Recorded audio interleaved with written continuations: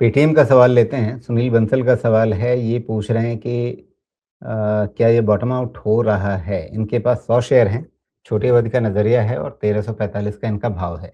तो क्या अगर बॉटम बनता हुआ दिख रहा है तो इसमें आगे वो शॉर्ट टर्म के लिए बने रहें, पैसा बनेगा क्या? पेटीएम का चार्ट लगाइए, उनको बता देता हूँ। उनको उनकी बुद्धि में ये बॉटम बनता हुआ दिख रहा है तो ठीक बात है।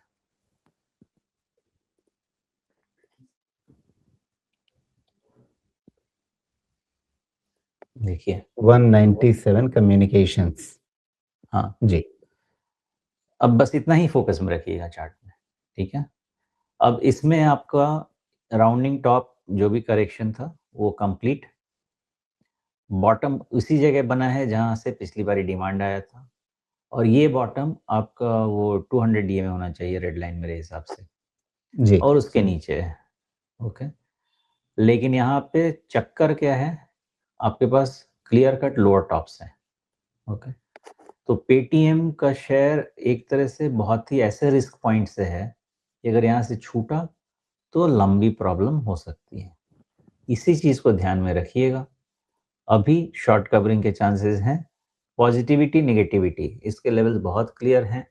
आपका क्लोज होता है 1100 के नीचे तो नेगेटिव है, आपका क्लोज होता है 1250 के ऊपर पॉजिटिव है, उसके बीच में जी। ये कंसोलिडेशन है। तो मतलब ये है कि यहाँ बॉटम बनने की संभावना भी है, लेकिन खतरा भी है कि अगर ये बॉटम फिसल गया, इस बॉटम से फिसल गया, जो सबसे ताज़ा बॉटम बना हुआ है, वहाँ से और नीचे गया, यानी कल का ही निचला स्तर अगर उसके नीचे गया, तो फिर एकदम से बड़ी दिक्कत हो सकती है। बहुत बड़ी दिक्कत, मतलब 15-20% की दिक्कत। ओके। अब अगर 15-20% की बात करें तो 11.26 पर है। मोटा-मोटी आप कह रहे हैं कि 1000 या उसके नीचे का भाव दिख जाएगा फिर? 1100 के नीचे तो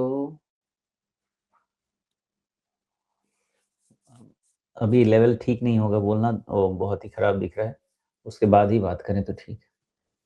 ओके। हाँ, लेकिन जो रिट्रेसमेंट मैंने लगाया है 650 के आसपास से, 650 से हो गया ये 1380 के आसपास का, तो दोगुना तो हो ही गया था। अब उसके रिट्रेसमेंट में अभी जो ताज़ा बॉटम जिस पर हम नज़र जमा रहे हैं, जो आपका ये सितंबर का बॉटम भी है और अभी ताज़ा बॉटम भी वहीं पर है, दोनों बिल्कुल आइडेंटिकल एक जैसे दिख रहे हैं, 1100 के आसपास, थोड़ा-सा 1 आध रुपए नीचे। तो 38.2% रिट्रेसमेंट यहीं पर आ रहा है। ये मैंने लगाया नहीं था और ये आपने बहुत सुंदर काम कर दिया लगा के, तो अब हमारे जो आर्ग्यूमेंट्स हैं और भी स्ट्रांग हो जाते हैं। जी। तो या तो 1100 से नीचे बहुत नहीं जाना चाहिए और अगर चला गया तो फिर बहुत नीचे जाना चाहिए। जी, सही बात है। तो फिर उसके हिसाब से ही फिर पेटीएम पर सुनील बंसल जी अपनी रणनीति बनाइए। आपके सामने अपॉर्च्युनिटी भी है और उतना ही बड़ा खतरा भी है, तो बहुत सँभल कर के, क्योंकि आपका टाइम ड्यूरेशन जो है वो 6 से 12 महीने का है। तो छोटे समय के लिए आप देख रहे हैं। अ नहीं, 6 से 12 महीने तो इन्होंने नहीं कहा था, लेकिन हाँ, थोड़ा शॉर्ट टर्म नज़रिया लेकर के चल रहे हैं, तो उस हिसाब से ज़रूर ध्यान रखिए। ऐसा ना हो कि आप फँस जाएँ।